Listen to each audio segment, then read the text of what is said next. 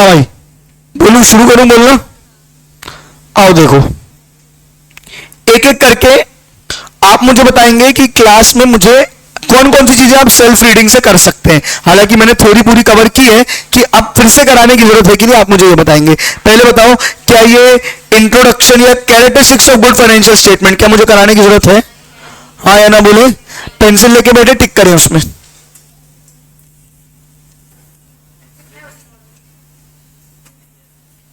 ठीक है, ये सारे पॉइंट्स पढ़ लिए। दूसरा है relevance of better reporting in financial statements. क्या financial relevance for better reporting in financial statement, मतलब अगर अच्छी रिपोर्टिंग रहेगी तो फाइनेंशियल स्टेटमेंट क्या बेटर हो पाएंगे। ये सारे पॉइंट्स हमने पढ़े थे, क्या ये कराने की जरूरत है? बोलो।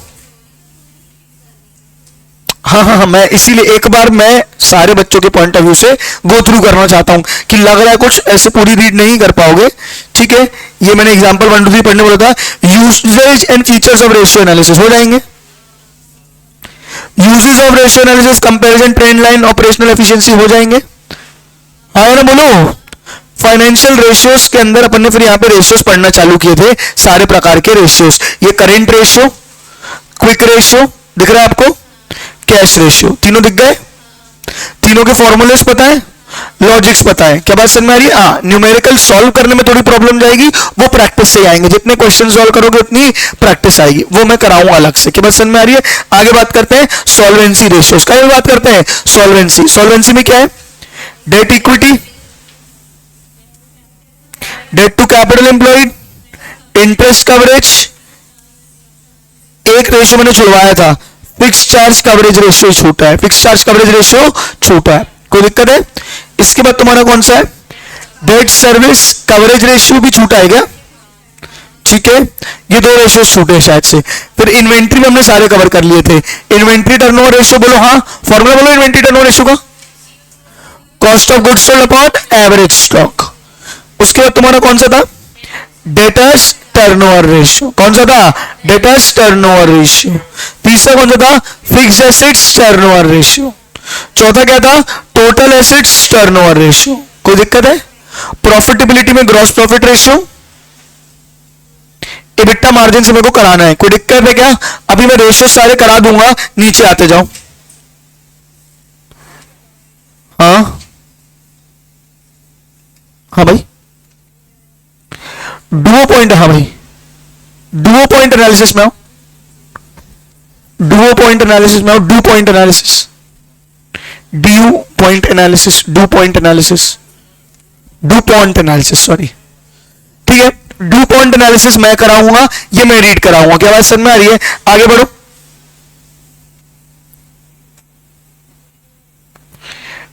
Reading and interpretation of financial statements, ये आप खुद से कर सकते हो कि नहीं मुझे बताओ। Reading and interpretation of financial statements क्या होता है बेटा? कि आप कैसे फाइनेंशियल स्टेटमेंट को पढ़ेंगे, कैसे उसको इंटरप्रेट करेंगे। बैलेंस शीट क्या बताती है, प्रॉफिट एंड लॉस अकाउंट क्या बताता है, मेयर थ्योरी है। कि बात समझ में आ रही है? ये मैं होमवर्क दे रहा हूं, जिसको नहीं बनेगा मंडे को आके मुझसे पूछेगा, लेकिन ये आपके लिए होमवर्क है, कर लोगे? बोलो फटाफट। हाँ, कैश फ्लो स्टेटमेंट क्या होता है? कितना कैश आया, कितना कैश गया, इसके अंदर कितनी एक्टिविटीज होती है? 3। कौन कौन सी? Operating, investing, financing. नहीं आ रही आवाज? कौन कौन सी होती है? Operating, investing, financing. Operating activities में क्या क्या आता है, इन्वेस्टिंग में क्या क्या आता है, फाइनेंसिंग। इतनी डिटेल तुमको नहीं है, बस यहाँ पे ये बताया है कि कैश फ्लो स्टेटमेंट होता क्या है। अगला चैप्टर जो हम पढ़ने वाले हैं वो कैश फ्लोज ही पढ़ने वाले हैं। क्या पढ़ने वाले हैं? कैश फ्लोज, कि कैश फ्लो पूरा कैलकुलेशन वगैरह क्या होता है। तो ये है तुम्हारा क्या बेटा? Cash flow statement. हाँ या ना फटाफट बोलो, रीड कर लोगे? ऑडिटर्स रिपोर्ट क्या होती है? फाइनेंशियल स्टेटमेंट बनने के बाद ऑडिटर आके उसको चेक करता है और बताता है कि सारी चीजें सही है कि नहीं। वहां पे बार बार वर्ड यूज होगा, ट्रू एंड फेयर व्यू। क्या यूज होगा? ट्रू एंड फेयर व्यू, कि financial statements true and fair view दे रहे हैं कि नहीं दे रहे। समझना, ट्रू एंड करेक्ट नहीं बोला, ट्रू एंड करेक्ट नहीं बोला, ट्रू एंड फेयर बोला। क्या फर्क है ट्रू एंड करेक्ट और ट्रू एंड फेयर में? ऊपर ऊपर से बता दे रहा हूं। यह माना जाता है कि कोई भी ऑडिटर आके किसी भी कंपनी के फाइनेंशियल स्टेटमेंट को पूरा चेक नहीं कर सकता।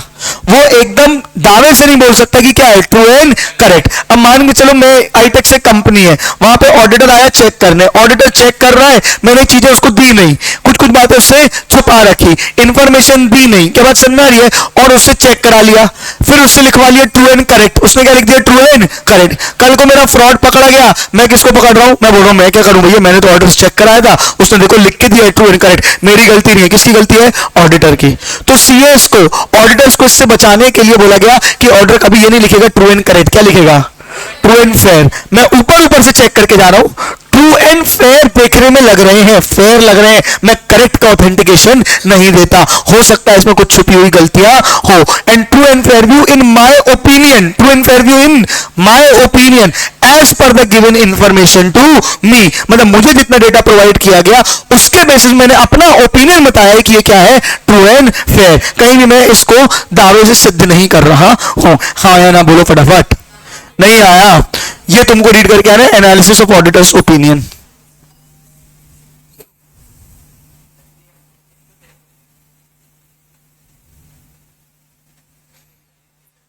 ठीक है, problems in financial statement analysis. ठीक है, problem in financial statement analysis क्या है, lack of underlying theory. Financial statement को आप जब रीड करते हो तो उसमें जब आपको डेटा मिलता है, थ्योरेटिकल बात जो अकाउंट्स में डिस्क्राइब नहीं की जा सकती वो नहीं मिलती है, तो कुछ बातें छुपी रह जाती है। हम डीमेरिट्स पढ़ रहे हैं, हाँ या नहीं बताओ। कॉन्ग्लोमरेट फर्म्स, कॉन्ग्लोमरेट फर्म्स क्या होती है,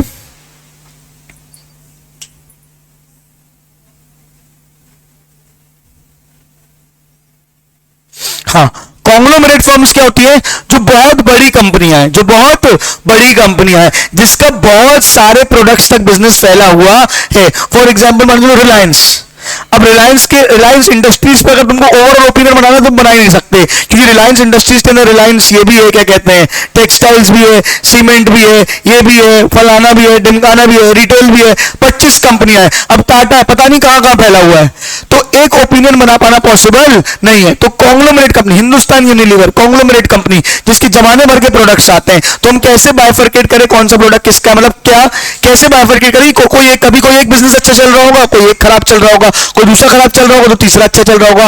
ओवरऑल कंपनी पे ओपिनियन बना पाना मुश्किल होता है, किसके केस में, कॉन्ग्लोमरेट फर्म्स के केस में, यानी कि जो टू लार्ज कंपनीज होती है। तीसरा क्या है, विंडो ड्रेसिंग। तीसरा क्या है, विंडो ड्रेसिंग। विंडो ड्रेसिंग मतलब अरे तुम्हारा वो जहां लड़कियां बैठ के तैयार होती है उसको क्या बोलते हैं, ड्रेसिंग टेबल, है ना। ड्रेसिंग टेबल में क्या होता है बेटा, लड़कियां अपने आप को तैयार करके जैसी होती नहीं उससे ज्यादा अच्छा बना देती हैं, क्या बात समझ में आ रही है। वैसे ही अकाउंटेंट लोग क्या कर सकते हैं, अकाउंट्स को चेंज करके, उस पर लीपा पोती करके, उसका मेकअप करके उसको क्या बना सकते हैं, और ज्यादा सुंदर बना सकते हैं, जबकि वो एक्चुअली में सुंदर नहीं है। मैं तो क्या देख रहा हूं, अकाउंट्स बनाए किसने, कंपनी वाले ने, वो तो अच्छे अच्छा बनाएंगे, बात समझ में आ रही है। तो विंडो ड्रेसिंग के बहुत सारे चांस होते हैं कि असली रूप ना दिखे, क्या क्या क्या, असली रूप ना दिखे, जो हमारे सामने दिखे वो एक सही रूप ना हो, भयरूपिया हो सकता है। हाँ या ना फटाफट बोलो। तो विंडो ड्रेसिंग, कई फैक्ट्स को छुपाया जा सकता है, कई इंफॉर्मेशन को छुपाया जा सकता है, अकाउंट्स की विंडो ड्रेसिंग हो सकती है। हम पढ़ के रहे लिमिटेशंस ऑफ फाइनेंशियल स्टेटमेंट, क्या पढ़ रहे हैं, limitations of financial statement analysis. हाँ या नहीं बोलो। थ्योरी नहीं रहती, कॉन्ग्लोमरेट फर्म्स का पॉसिबल नहीं है, window dressing. Price level changes, क्या क्या, प्राइस लेवल चेंजेस, पिछले साल के अकाउंट्स को, अकाउंट्स पास्ट डेटा होता है, फ्यूचर थोड़ी होता है। मैं आज बैठ के क्या देख रहा हूं, पिछले साल के अकाउंट्स, तो हो सकता है आज के दिन समय पे क्या आ गए हो, काफी सारे चेंजेस आ गए हो, प्राइस चेंजेस आ गए, जिस कारण से करेक्ट इंफॉर्मेशन ना मिले। हाँ या ना बोलो। इंटरप्रिटेशन, वेरिएशन अकाउंटिंग पॉलिसीज, हर कोई अपने अपने नियम से अकाउंट्स करता है, अकाउंटिंग पॉलिसी सेलेक्ट करने का आपके पास नियम है। आप डब्ल्यूटीवी मेथड यूज करते हो डेप्रिसिएशन का, मैं कौन सा यूज करता हूं, डब्ल्यूटीवी क्या होता है, डेप्रिसिएशन करने के दो तरीके, एक होता है स्ट्रेट लाइन मेथड, एक होता है डब्ल्यूडीवी मेथड। डब्ल्यूडीवी मतलब रिटन डाउन वैल्यू मेथड, एक होता है स्ट्रेट लाइन मेथड, एक होता है रिटन डाउन। समझ लो दो मेथड होते हैं डेप्रिसिएशन के, क्या होते हैं, दो मेथड होते हैं काहे के, डेप्रिसिएशन के। कोई एक मेथड यूज कर रहा है और कोई दूसरा, तो दोनों के अकाउंट्स को कंपेयर किया नहीं जा सकता। तो वेरिएशन इन अकाउंटिंग पॉलिसीज क्या होता है कि दो बिजनेस अलग अलग अकाउंटिंग पॉलिसी यूज कर रहे हैं, तो हो सकता है कि हम कंपेयर तो कर लें लेकिन हमको उतना एक्यूरेट डेटा कंपेरिजन का ना मिले। नहीं आया कि आया। अगला क्या है तुम्हारा, इंटरप्रिटेशन और रिजल्ट हर कोई अलग अलग प्रकार से एक ही डेटा को इंटरप्रेट करने का, उसका रिजल्ट निकालने का सबका अपना अपना तरीका है। हो सकता है किसी एक चीज को आप पॉजिटिव रिजल्ट देखो और कोई और दूसरा उसको क्या देखे, नेगेटिव रिजल्ट देखे। तो फाइनेंशियल डेटा का इंटरप्रिटेशन हर कोई अपने अपने हिसाब से करता है। तो हो सकता है सेम इंटरप्रिटेशन निकाला ना निकाला जाए सेम रेशियो का। ये वाली बात को मैं अभी डू पॉइंट एनालिसिस में और अच्छे से समझाऊंगा। डू पॉइंट एनालिसिस जो पॉइंट आएगा उसमें ये कवर होगा अच्छे से भी।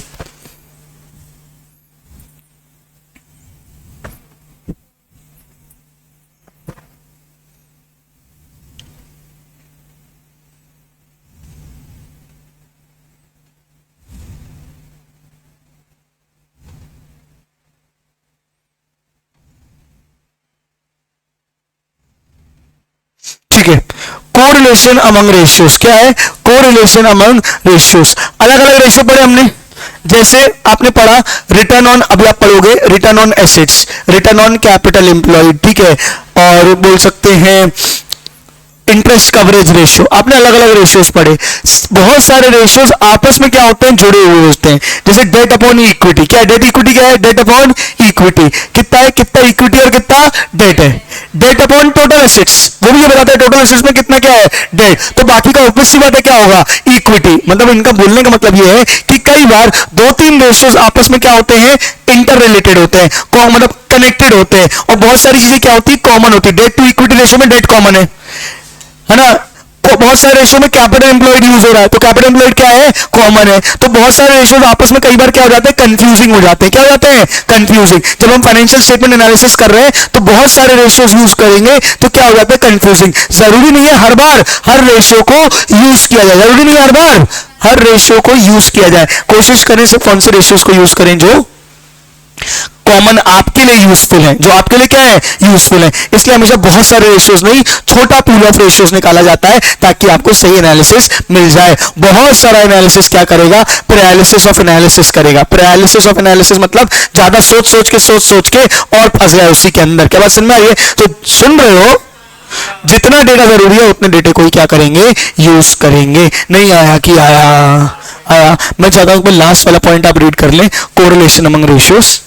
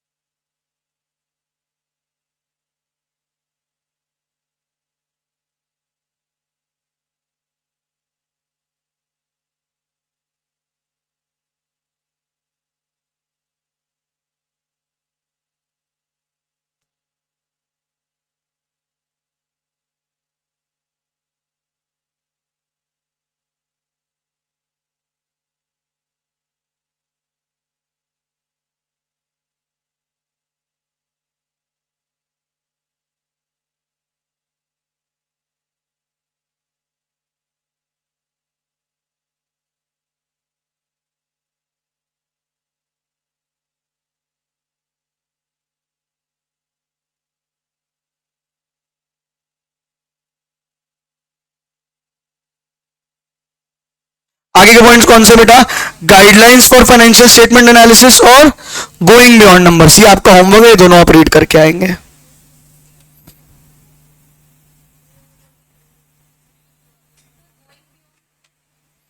बताओ, सोच के बताओ क्या होगा going beyond numbers?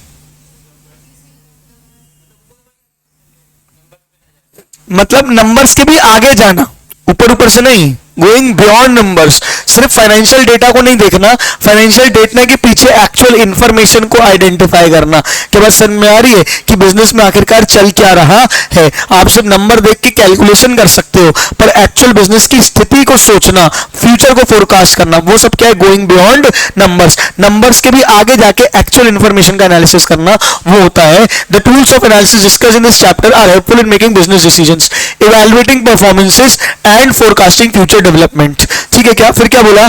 Comprehensive business analysis however calls for going beyond the conventional financial measures to consider qualitative factors, to consider, ये लाइन है main, to consider qualitative factors relevant for evaluating the performance and prospects of the company। आपको qualitative factors को भी consider करना चाहिए, जैसे कि employee कितने छोड़ के जा रहे हैं, डायरेक्टर चेंज हो गया है, क्या बात समझ में आ रही है? अगर डायरेक्टर चेंज हो गया, की स्टेक होल्डर चेंज हो गया, क्या बात समझ में आ रही है? जो कि KMP था वो चेंज हो गया है, तो बिजनेस में बहुत ज्यादा फर्क पड़ता है। आ रही कि नहीं आ रही बात समझ में? तो वही सारी चीजें हैं, आपको ये देखनी पड़ती है। हाँ या ना फटाफट बोलो। तो ये पूरा रीड करके आओगे, नहीं बनेगा तो मैं ऑब्वियसली बातें रीड कराऊंगा, पर एक बार मैं चाहता हूँ कि खुद से पढ़ के सीखे इतना। हाँ या ना फटाफट बोलो।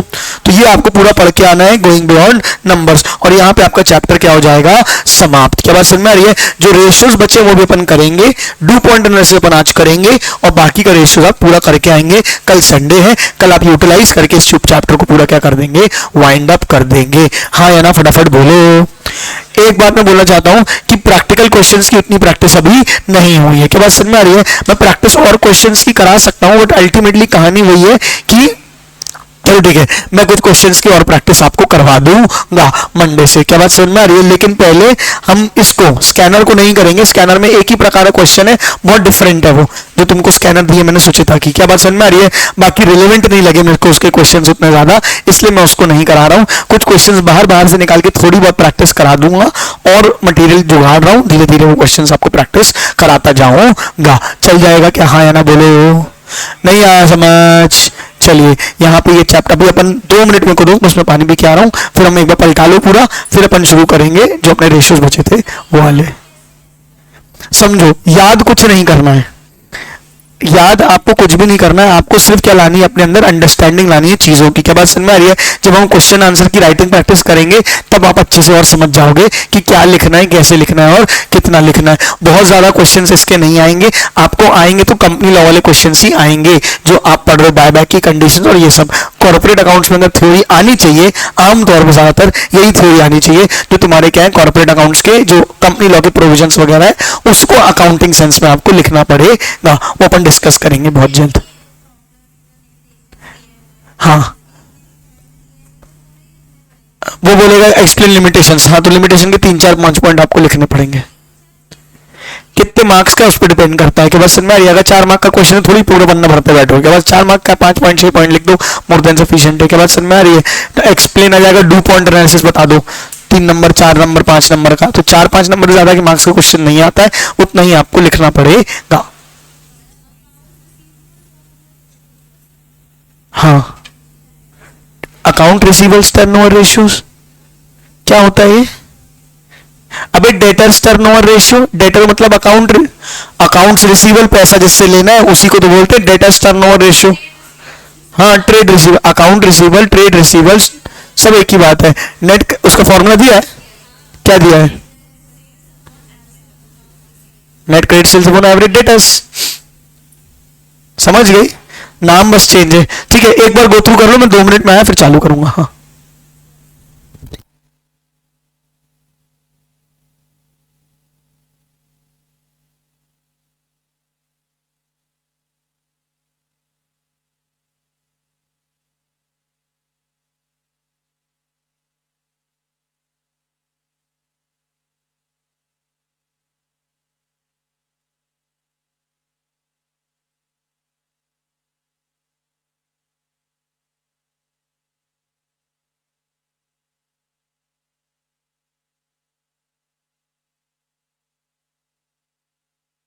एग्जाम्पल मैंने कोई बात बोली क्लास के बीच में कि डायरेक्ट वेजेस डायरेक्ट एक्सपेंस होते हैं, सैलरीज डायरेक्ट एक्सपेंस नहीं होती।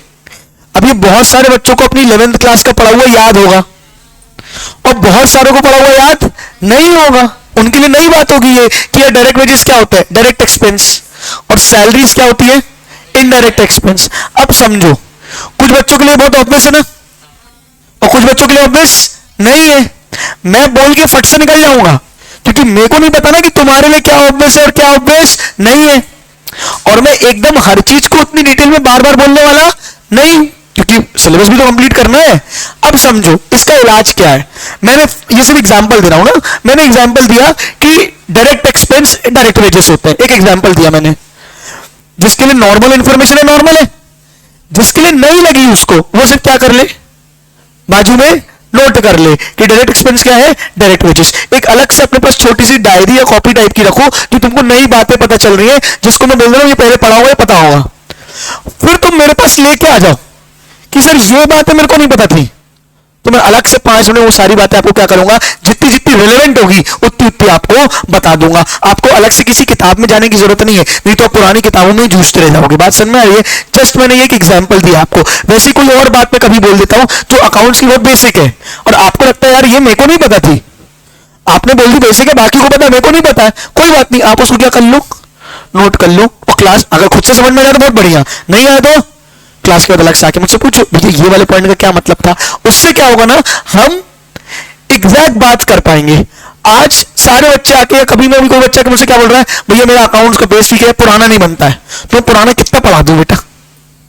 लेकिन अगर एक पॉइंट मुझसे आके पूछो भैया ये वाला पॉइंट नहीं बनता है, तो मेरे पास आंसर है, मैं पूरा पॉइंट आपको समझा दूंगा, उसके आसपास का भी बता दूंगा, क्योंकि तुमको पूरा बनना जरूरी भी थोड़ी तुमको ट्रायल बैलेंस बनाने के लिए आने वाला है, थोड़ी तुमको लेजर बनाने के लिए आने वाला है कि बस सुने अगर आने वाला है तो मैं उसके क्वेश्चंस कराऊंगा तुमको, क्यों टेंशन ले रहे हो तुम, आ रही कि नहीं आ रही बात समझ में, तो वो उस हिसाब से चलेंगे अपन। चलेगा क्या? 2 मिनट को मैं बस आ रहा हूं, फिर अपन रेशियोस चालू करेंगे, चल जाएगा क्या?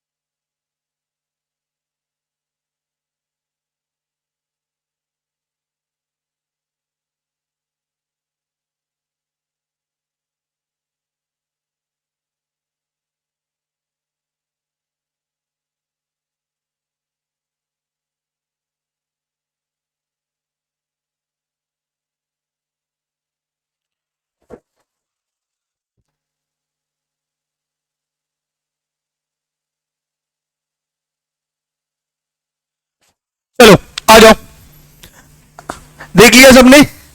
अब हम, मुझे एक बात बताओ, introduction to accounting chapter number 1 अपन ने किया है कि नहीं किया? मुझे याद नहीं है एक्चुअली में, इतनी बार इतनी सारी क्लासेस लग गई ना, कभी किसी का बैच, कभी किसी का बैच नहीं, कभी किसी का कुछ। हाँ वो रीड करने वाला, लेकिन क्लास नहीं लगी है उसकी ना। ओके, उसकी क्लास भी लगा देंगे अपन, ठीक है क्या? उसकी क्लास भी लगा देंगे, उसमें अकाउंटिंग का एकदम बेसिक्स है, जो भी होगा वो अपन लगा देंगे एक बार, ठीक है? चलो आओ,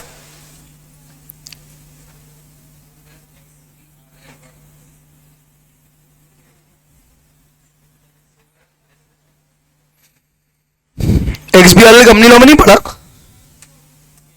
आगे आएगा, मतलब आगे आएगा।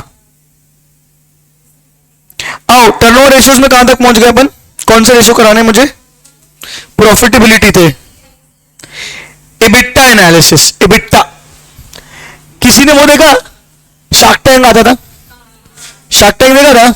अगर शार्क टैंक तुम ध्यान से देखते थे तो वो उसमें बोलता था कि आपकी कंपनी का इबिट्टा कितना है ना? बोलते थे मेरा इबिट्टा इतना है, तो बोलते थे अरे वाह इबिट्टा ज्यादा है, अरे वाह इबिट्टा कम है। ये इबिट्टा क्या होता है?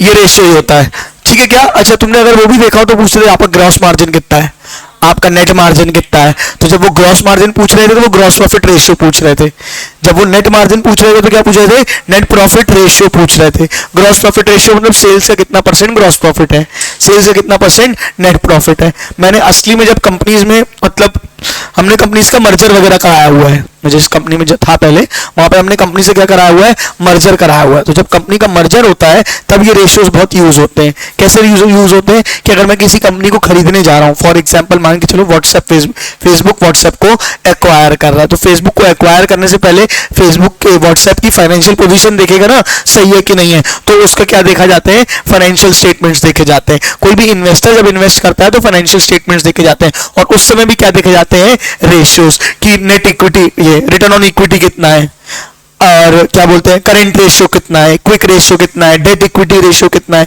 कहीं ज्यादा कर्जा तो नहीं है कंपनी पे, प्रॉफिट तो कमा रही है पर कर्जा तो ज्यादा नहीं है। डेट इक्विटी रेशियो कितना है, इंटरेस्ट कवरेज रेशियो कितना है, क्या ये अपना लोन चुका पा रही नहीं चुका पा रही है, ठीक है। डेट सर्विस कवरेज रेशियो कितना है, ये सारे रेशियोज क्या किए जाते हैं? देखे, सुन रहे हो? ये सारे रेशियोज क्या किए जाते हैं? देखे जाते हैं। उसी प्रकार से सबसे ज्यादा काम के रेशियो होते हैं gross profit ratio, net profit ratio. उसी का एक रेशियो होता है इबिट्टा एनालिसिस, इबिट्टा रेशियो बोलते हैं इसको, earning before interest, tax, depreciation and amortisation. Earning before interest, tax, depreciation and amortisation. तुमको एक बार वैसे ईबीआईटी मैंने बता चुका हूं, लेकिन फिर भी एक बार फिर से बताता हूं। जैसे सेल्स है, उसको रेवेन्यू फ्रॉम ऑपरेशंस बोलते हैं। क्या बोलते हैं? Revenue from operations. उसमें सारे खर्चे माइनस होते हैं। कौन से खर्चे माइनस होते हैं? सारे खर्चे कौन कौन से आ जाते हैं बेटा? डायरेक्ट, इनडायरेक्ट सारे खर्चे माइनस होते हैं, जिसमें से एक खर्चा डेप्रिसिएशन भी होता है। एक खर्चा कौन सा होता है? डेप्रिसिएशन। जैसे फॉर एग्जाम्पल किसी बिजनेस में रॉ मटेरियल खर्चा होगा, वेजेस का खर्चा होगा, सैलरी खर्चा होगा, इलेक्ट्रिसिटी खर्चा होगा, और साथ में डेप्रिसिएशन का खर्चा भी होगा। जो आंसर आता है, इंटरेस्ट माइनस नहीं होता, इंटरेस्ट माइनस नहीं होता, ये आता है earning before interest and tax. क्या आता है? Earning before interest and tax. Depreciation वगैरह माइनस करने के बाद, डेप्रिसिएशन वगैरह माइनस करने के बाद sales minus expense minus depreciation आता है ईबीआईटी। मेरा आपसे सवाल है, बताओ इंटरेस्ट माइनस क्यों नहीं हुआ? अलग से ईबीआईटी क्यों निकाला गया? सुन लिया मैंने क्या बोला? एक्सपेंस माइनस वर्ड, ईबीआईटी अलग से माइनस। ईबीआईटी क्यों हुआ? यहीं पे इंटरेस्ट माइनस क्यों नहीं किया? मैंने ईबीआईटी में से इंटरेस्ट माइनस किया तो मेरा ईबीटी आया। बात समझ में आ रही है? मैं सीधे सीधे इंटरेस्ट भी सारे खर्चों के साथ माइनस कर सकता था, मैंने अलग से माइनस क्यों किया उसको, इंटरेस्ट को?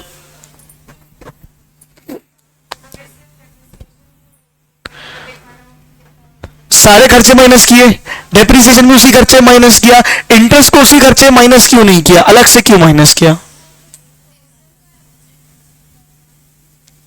तो क्या हुआ? खर्चे तो सब चीज के टोटल होते हैं, सैलरी भी टोटल होती है, बिजली भी टोटल होती है, लेटर तो कुछ भी यूज हो सकता है, डेप्रिसिएशन भी यूज हो सकता है। सोचो सोचो सोचो, समझो। इंटरेस्ट मेरे बिजनेस का खर्चा नहीं है भैया, सैलरी मेरा बिजनेस चलाने का खर्चा है, इलेक्ट्रिसिटी मेरा बिजनेस चलाने का खर्चा है, डेप्रिसिएशन मैंने बिजनेस के एसेट यूज करने का खर्चा है, इंटरेस्ट मैंने बिजनेस करने का खर्चा है या बिजनेस करने के लिए जो पैसे उठाए उसका खर्चा है, ये जो पैसे उठाए उसका खर्चा है, ये सब मेरी बिजनेस की कॉस्ट है। इंटरेस्ट मेरी फाइनेंशियल कॉस्ट है, इंटरेस्ट मेरी क्या है, फाइनेंशियल कॉस्ट। अगर मैं कर्जा लेता ही नहीं, पूरा पैसा इक्विटी से लेता, तो क्या मुझे कुछ इंटरेस्ट देना पड़ता?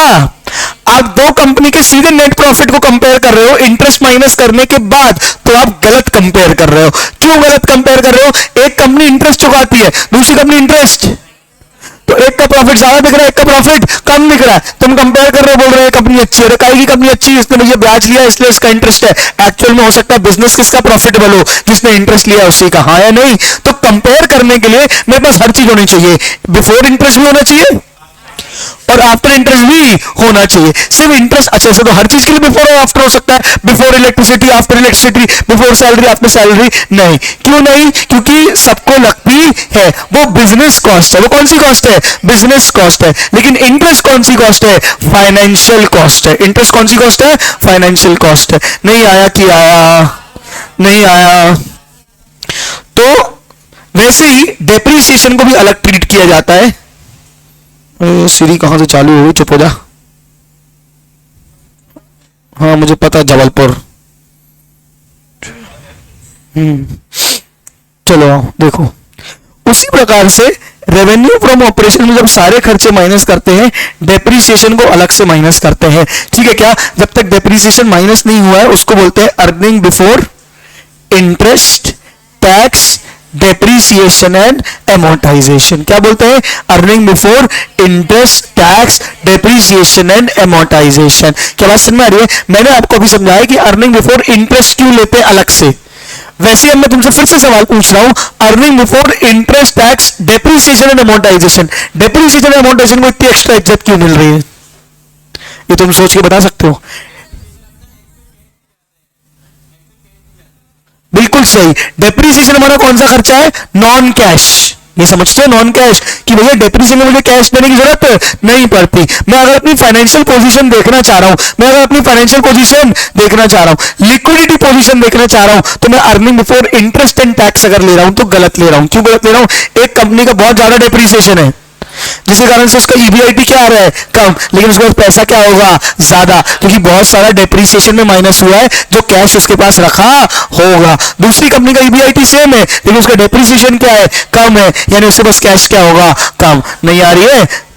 हाँ कि नहीं आया? तो इसलिए हमने क्या किया? Earning before interest, tax, depreciation and amortisation, उसको बोलते हैं एबिटा। उसको क्या बोलते हैं? एबिटा। इसलिए शार्क टैंक में उन लोग आपसे एबिटा पूछते थे। क्या पूछते थे? एबिटा, क्योंकि उनको ये देखना था कि बिजनेस कितना कमा रहा है।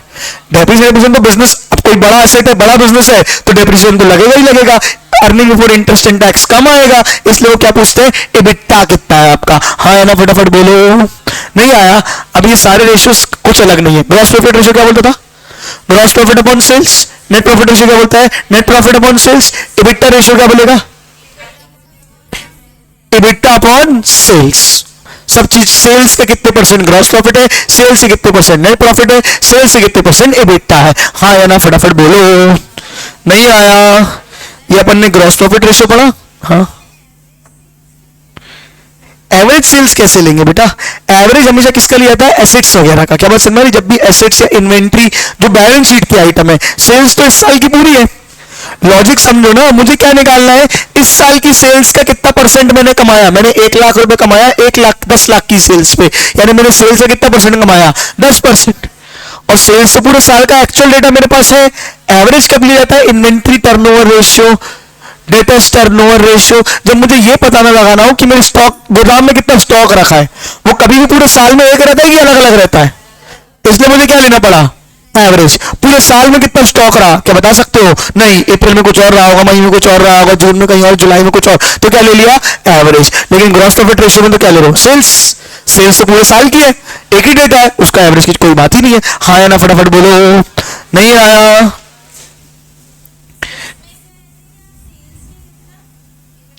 हाँ, सेल्स से कितना परसेंट ग्रॉस प्रॉफिट आ रहा है तो ग्रॉस प्रॉफिट रेशियो, सेल्स से कितना परसेंट नेट प्रॉफिट आ रहा है तो नेट प्रॉफिट रेशियो, सेल्स से कितना परसेंट इबिट्टा आ रहा है तो वो इबिट्टा रेशियो। क्या बात समझ में? इबिट्टा मार्जिन जो भी बोल सकते हैं उसको। हाँ, जैसे फॉर एग्जाम्पल मेरी सेल्स है 20 लाख की, कितने की, और मेरा EBITDA है 2,80,000 का। हाँ, तो मेरा EBITDA कितना परसेंट है बताओ, करके देखो ना, 280 डिवाइडेड बाई 20 लाख इंटू 100।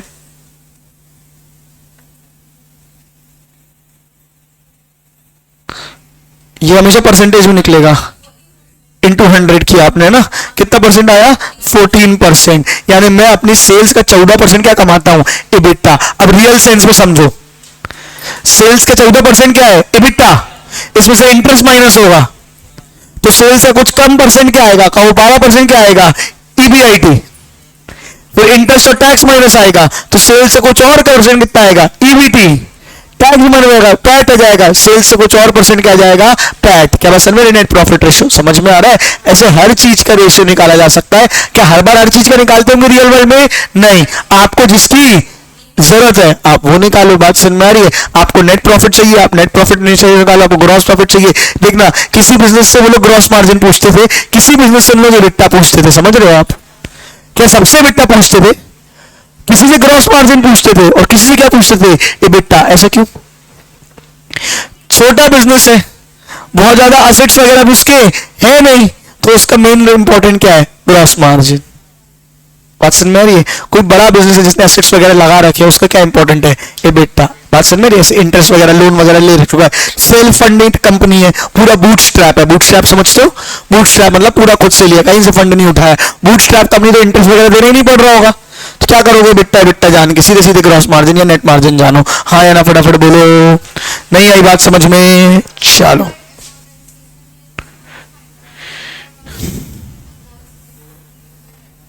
हाँ, अमोर्टाइजेशन होता क्या है, टैंजिबल एसेट्स का depreciation is depreciation, intangible assets का डेप्रिसिएशन इज एमोर्टाइजेशन। मतलब कि ये टेबल पे क्या लगेगा, डेप्रिसिएशन, फर्नीचर पे क्या लगेगा, डेप्रिसिएशन, लेकिन मेरी गुडविल पे क्या लगेगा, एमोर्टाइजेशन, मेरे पेटेंट्स पे क्या लगेगा, एमोर्टाइजेशन। इनटैंजिबल एसेट्स का डेप्रिसिएशन कहलाता है एमोर्टाइजेशन। आया समझ में, ये क्वेश्चन है, जल्दी से करो। डेप्रिसिएशन, टेंजिबल एसेट्स की वैल्यू में कम हुआ डेप्रिसिएशन, इनटेंजिबल का एमोर्टाइजेशन। ये क्वेश्चन करना है आपको, जल्दी करें।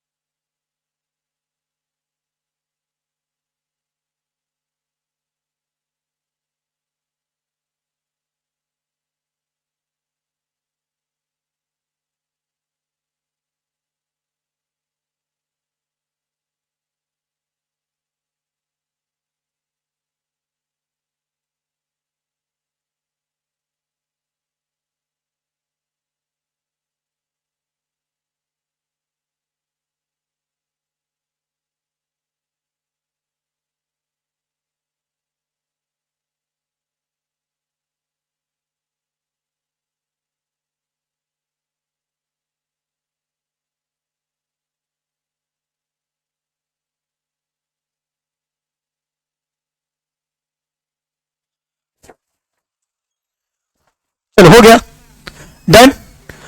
आया आंसर, कितना आया? 3,40,000 सेल्स दिए, उसमें से माइनस करेंगे खर्चे, cost of goods sold, selling expense, admin expense, सब माइनस कर दो, कितना आएगा बताओ?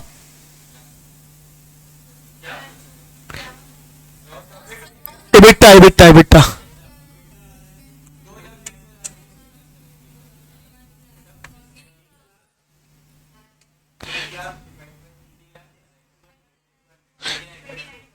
%29.41 क्या आ गया तुम्हारा?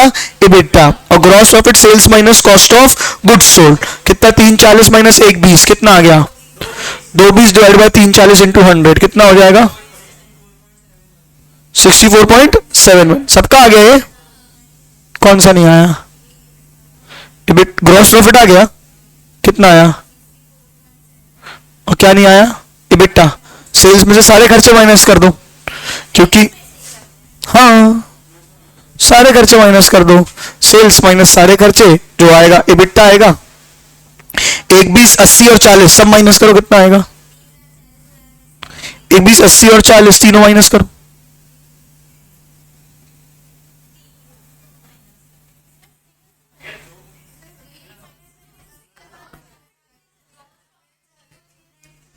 माता एक ही बात है ना, अगर तुम ग्रॉस प्रॉफिट से ये दोनों माइनस कर रहे हो या सेल्स में से तीनों माइनस कर रहे हो, माताओं बहनों क्या कर रहे हो? Sales minus cost of goods sold gross profit आया, और ग्रॉस प्रॉफिट में से ये दोनों माइनस किया तो एबिटा आया, और सेल्स में से तीनों माइनस किए तो डायरेक्ट एबिटा आया। क्या फर्क है दोनों में?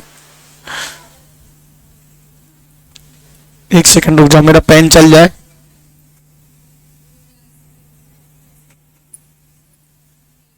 पेन चार्ज हो रहा था ना।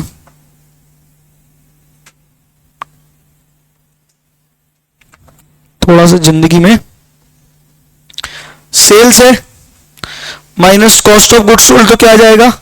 Gross profit minus indirect expense other than depreciation and amortization क्या आ जाएगा? EBITDA। कोई डाउट है? कोई डाउट है?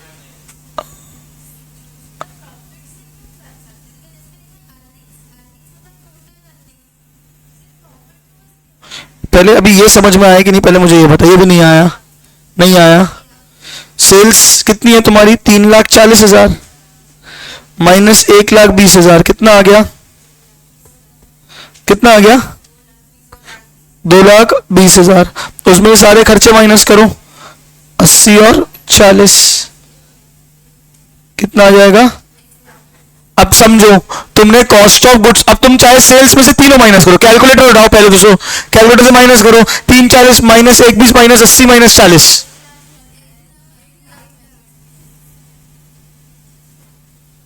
कितना आया? 1,00,000। उसी को दूसरे तरीके से बोल रहे हैं बस। 340 माइनस 120 कितना होगा? ये क्या आ गया? Gross profit. क्या हो गया? Gross profit. उसमें से ये खर्चे माइनस कर दो, 80 और 40 कितना आ जाएगा? वापस से बात वही है ना बेटा, sales minus cost of goods sold क्या आया? Gross profit. और ग्रॉस प्रॉफिट में से बाकी सारे खर्चे माइनस किए, है ना, तो नेट प्रॉफिट आ गया तुम्हारा, एबिटा आ गया। या सेल्स में से तीनों माइनस कर दिए, बेसिक है ये तो। नहीं आया? क्या आया? चलो, एक आंसर था तुम्हारा और 29.41। नेट प्रॉफिट रेशियो क्या हो जाएगा? Net profit upon sales into 100। अच्छा, नेट प्रॉफिट क्या होता है? सब माइनस हो चुका है। क्या क्या?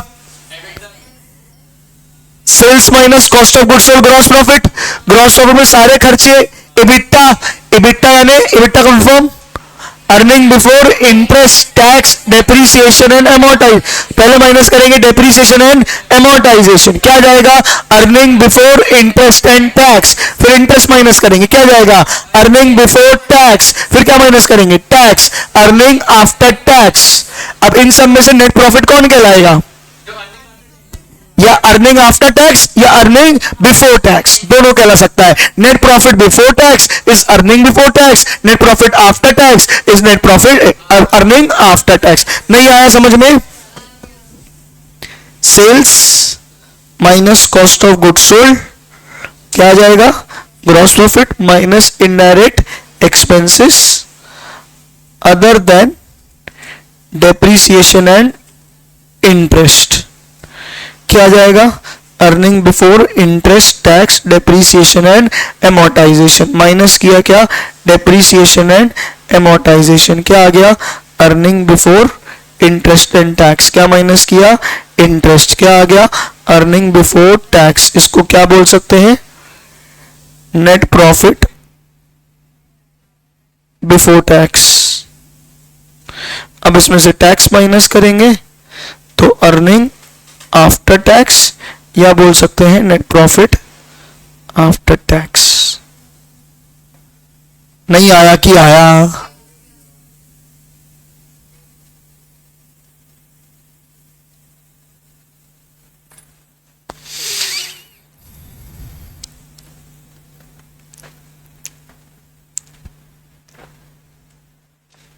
डन या नॉट डन, पक्का समझ में आ गया सबको, ये तुम्हारा बेसिक फर्मा होता है।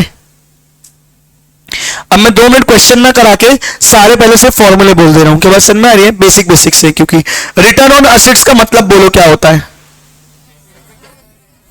असेट्स के मुकाबले, सेल्स के मुकाबले कितना कमाया, sales ratio, gross profit ratio, net profit ratio, और ऊपर क्या पड़ा, earning EBITDA ratio, net profit ratio, ये सब किससे थे, सेल्स से, किससे थे, सेल्स से, gross profit upon sales into 100, net profit upon sales into 100, EBITDA upon sales into 100। हाँ अब क्या आया तुम्हारा, रिटर्न ऑन एसेट, रोना भी बोलते हैं इसको, रिटर्न ऑन नेट एसेट्स, क्या बात समझ में आ रही है, रिटर्न ऑन नेट एसेट्स, रोना, ठीक है। इसका फॉर्मूला क्या हो जाएगा, प्रॉफिट आफ्टर टैक्स, क्या हो जाएगा, profit upon tax upon average assets. अब यहां एवरेज क्यों आ गया, क्योंकि एसेट्स है, जो भी बैलेंस शीट वाले आइटम है उनका एवरेज निकालना पड़ जाता है, क्योंकि साल के शुरू में कुछ रहे होंगे, बीच में कुछ रहे होंगे, एंड में कुछ और रहे होंगे, लेकिन सेल्स है तो वो पूरे साल का है, उसके लिए एवरेज निकालने की जरूरत नहीं है, समझ में आ गया। तो रिटर्न ऑन एसेट्स का फॉर्मूला क्या हो जाएगा, PAT upon average total assets, क्या हो जाएगा, PAT upon average total assets, profit after tax upon average total assets. हाँ, अब इसमें अलग अलग जगह अलग अलग फॉर्मूले होते हैं, कहीं जगह ईबीआईटी भी लेते हैं, कभी जगह ईबीटी भी लेते हैं, कभी कभी ईएटी भी लेते हैं। रेशियोज की एक प्रॉब्लम है, रेशियोज का कोई लॉ है क्या, कोई अकाउंटिंग स्टैंडर्ड है क्या, नहीं। मुझे जानना है कि असेट्स के मुकाबले मेरे earning before interest and tax क्या है, तो फॉर्मूला क्या हो जाएगा, ईबीआईटी अपॉन एवरेज असेट्स। मुझे जानना है कि मेरे अर्निंग के असेट्स के मुकाबले अर्निंग आफ्टर टैक्स कितना है, तो फॉर्मूला क्या हो जाएगा, पैट अपॉन एवरेज असेट्स। जिसको जो जानना है वो जानता है, तुम्हारी किताब में दिया, वो फॉर्मूले भी होते हैं क्या, वो भी होते हैं। आमतौर पे यहाँ पे पैट क्यों लेते हैं ये भी बता देता हूं। असेट्स से हम कितना कमाया, देखो जब हम देख रहे थे, सुन रहे हो, जब हम ये देख रहे थे कि हमने फॉर एग्जाम्पल, चलो अभी एक और रेशो पढ़ा दूं उसके बाद बताऊंगा, उससे कंपेयर कर पाऊंगा अच्छे से। यहां तक समझ में आए, अर्निंग पावर क्या बोल रहा है, ये देखो अगला ये आ गया ना, अर्निंग बिफोर अपॉन एवरेज, नाम बदल दिया, अर्निंग पावर निकालना था तो EBIT upon total assets, return on assets निकालना था तो PAT upon average total assets, दोनों में एवरेज टोटल असेट्स है, यहां पे क्या है ईबीआईटी और यहां पे क्या है पैट। आप कुल मिला के कितना कमा रहे हो ये निकालना है, तो ये पैट है, क्योंकि सब कुछ जाने के बाद ही मेरे हाथ में आएगा, बोलो हाँ या नहीं।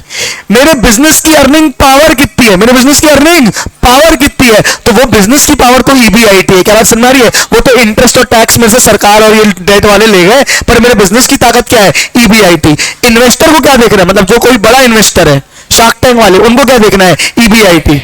हम छोटे इन्वेस्टर को क्या देखना है, पैट। हमारे हाथ में क्या आएगा, तुमको क्या करना है, तुम्हारा बिजनेस कितना कमा रहा है। नहीं आ रही, क्या आ रही बात समझ में, आया समझ में, तो एक हो जाएगा पैट अपॉन एवरेज एसेट्स, एक हो जाएगा ईबीआईटी अपॉन टोटल एसेट्स। कितनों को समझ में आ गया, पैट अपॉन टोटल एसेट्स समझ में आया, PAT upon total assets, total assets के मुकाबले कितना कमाते हो, ये भी वही है, टोटल एसेट्स के मुकाबले कितना कमाते हो, पर यहाँ पे प्रॉफिट आफ्टर टैक्स लिया और यहाँ क्या लिया, profit before interest and tax, EBIT, earning before interest and tax. Earning और प्रॉफिट इंटरचेंजेबली यूज होता है, ठीक है। Profit before interest and tax divided by average total assets. आपके बिजनेस की ताकत कितनी है कमाने की, तो वो मतलब मेरा बिजनेस है, मैं अच्छा खासा कमाता हूं, पर मेरा पैसा चला कहां जाता है? कुछ मैं लोन लेके रखा हूं तो इंटरेस्ट दे देता हूं, सरकार मुझसे टैक्स ले लेती, बचता आखिरी में इतना है। तो जितना बचा वो मेरे बिजनेस की ताकत नहीं है। मेरे बिजनेस की एक्चुअल ताकत क्या है? Earning before interest and tax. क्या बस सुना रही है? जो मेरी दुकान चलती है, जितना कमाती है मेरी दुकान, वो कहलाती है earning before interest and tax. नहीं समझी? समझ गए? तो फॉर्मूला क्या हो जाएगा? EBIT upon average total assets. हाँ, नहीं समझा मैं?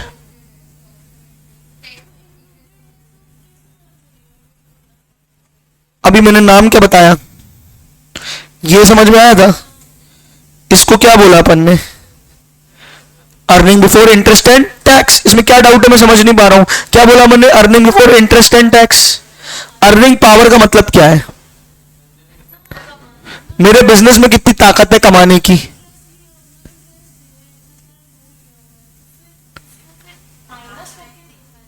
नहीं ना, वो मेरे कैपिटल स्ट्रक्चर के कारण मुझे माइनस करना पड़ रहा है। किसके कारण? कैपिटल स्ट्रक्चर के कारण। कैपिटल स्ट्रक्चर के कारण मतलब मैंने बहुत सारा कर्जा ले रखा है।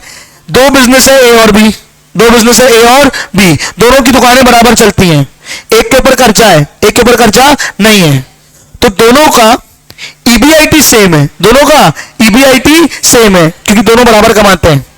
एक ने कर्जा ले रखा है तो उसको इंटरेस्ट माइनस करना पड़ता है और फिर इसको टैक्स देना पड़ता है, ये आता है। इसने कर्जा नहीं रखा तो सीधे इसका टैक्स माइनस होता है। इसका प्रॉफिट ज्यादा आता है, इसका प्रॉफिट कम आता है। तो बताओ अर्निंग पावर किसकी ज्यादा है? दोनों की सेम है।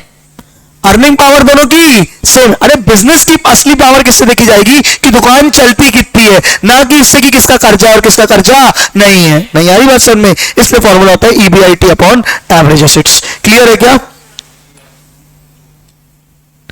रिटर्न ऑन इक्विटी का फॉर्मूला क्या जाएगा? अरे यार ये तो, और इक्विटी अर्निंग्स यानी ये देखो यहां तक आओ, ईएटी निकाल लिया, अर्निंग आफ्टर टैक्स, इसमें से माइनस होगा प्रेफरेंस डिविडेंड को देंगे पैसा। किसको देंगे? प्रेफरेंस डिविडेंड को। तो आखिरी चीज क्या आएगी? Earning available for equity. ये लिखवा चुका हूं पहले मैं, पूरा बोलो हाँ या नहीं। ये आएगा, क्या आएगा? Earning available for equity. अब हम देखना चाह रहे हैं इक्विटी ने कितना कमाया, तो हम क्या देखेंगे? Earning available for equity divided by equity capital employed. क्या देखेंगे? Earning available for equity divided by equity capital employed. तो इक्विटी, हाँ या नहीं? मैं बार बार बोल रहा हूं, ऐसे 25 रेशियोज और बनाए जा सकते हैं। तुम्हारी किताब में गिन के 5 दिए गए हैं। क्या बात समझ में आ रही है? अब तुम बोलोगे भैया प्रेफरेंस शेयर का क्यों नहीं देख रहा, तो उसके लिए अलग रेशियो बन जाएगा। कोई फिक्स नहीं है ना, कोई लॉ थोड़ी, कोई स्टैंडर्ड थोड़ी कितने रेशियो है। तुम मेरे को बोलो मैं 1 लाख रेशियोज बना सकता हूं। क्या बात समझ में आ रही है? अब तुमने बोला जैसे for example EBIT upon capital assets, EBIT upon total assets. For example एक फॉर्मूला बोला, क्या बोला? EBIT upon total assets. कई जगह रियल वर्ल्ड में जब यूज करने जाते हैं तो हम total assets upon EBIT use करते हैं। हमको देखना है ईबीआईटी के मुकाबले कितने एसेट्स हैं। अरे रेशियोज है ना, कैसे भी यूज किए जा सकते हैं दुनिया में। तुम कितना कमाते हो, मैं कितना कमाता हूं, अलग अलग डेटा है, अलग अलग एनालिसिस है। जिसको जो यूज है वो यूज करेगा। नहीं आ रही बात समझ में? तो इसका कोई फिक्स लॉ या फिक्स रूल नहीं है, कोई फिक्स फॉर्मूला नहीं है। ये कुछ बढ़ाने के पॉइंट ऑफ व्यू से, एकेडमिक पॉइंट ऑफ व्यू से कुछ नाम दे दिए गए और उनके कुछ फॉर्मूलेस दे दिए गए हैं। अब किसी किताब में 4 एक्स्ट्रा डाल देते हैं, किसी किताब में 4 कम डाल देते हैं, कोई कुछ अलग डाल देता है, कोई कुछ अलग डाल देता है। हम मॉड्यूल से स्टिक होके चल रहे हैं। क्या मेरी बात तुमको समझ में आ रही है? मैं क्या समझाने की कोशिश कर रहा हूं? नहीं आ रही है क्या? नहीं, अभी इतने पढ़ लो, काफी है। आ भी जाए तो परेशान मत होना, ठीक है? क्या पहले मॉड्यूल कवर कर ले, उसके बाद जिंदगी की बाकी चिंताओं की चिंता करें। यहां तक आपका रेशियोज पूरे खत्म होते हैं। कौन सा छूट गया? टोटल कैपिटल एम्प्लॉयड में कितना कमाया। फॉर्मूला क्या हो जाएगा बताओ? अरे यार ये चलो, इसको 2 मिनट छोड़ दो, इसको 2 मिनट छोड़ दो, ये बता रहा हूं। नो पैड बताना पड़ेगा इसके लिए। बाकी सारी चीजें एक बार रेशियोज, बाकी सारे रेशियोज पढ़ लो। बताने में 2 मिनट का है, पर तुम झेल पाओगे कि नहीं ये सोच रहा हूं बस। झेल पाओगे नहीं झेल पाओगे? 2 मिनट एक काम करो, इतना नजर मार लो फिर देखते हैं।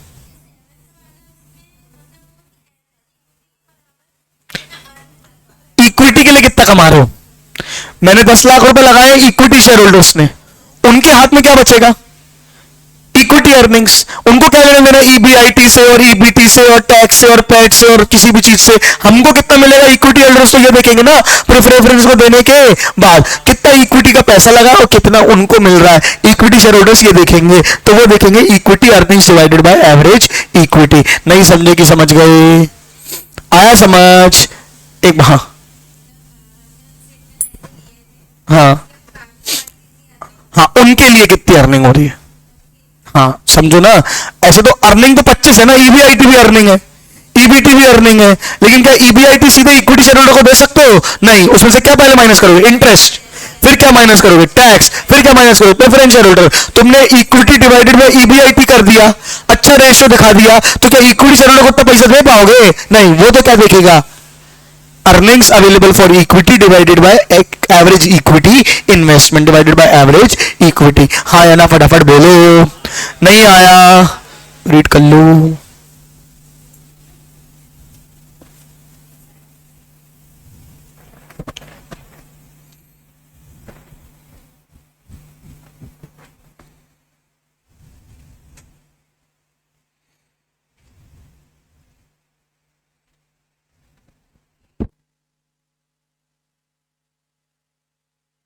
मुझे 5 मिनट का ब्रेक देके पढ़ा दूं क्या? पढ़ लोगे? चलो 5-10 मिनट का ब्रेक दे रहा हूं, कुछ खा पी लो, थोड़ा माइंड फ्रेश कर लो, उसके बाद अपन डू पॉइंट है। हाँ बड़ा तो नहीं है पर थोड़ा समझना पड़ेगा, दिमाग लगेगा थोड़ा सा, बहुत ज्यादा नहीं, इजी है, मतलब दिमाग खोल के बैठना पड़ेगा, बंद करके नहीं बैठ सकते, बस ये पॉइंट है। चलेगा? 5 मिनट का ब्रेक दे रहा हूं, फिर करते हैं।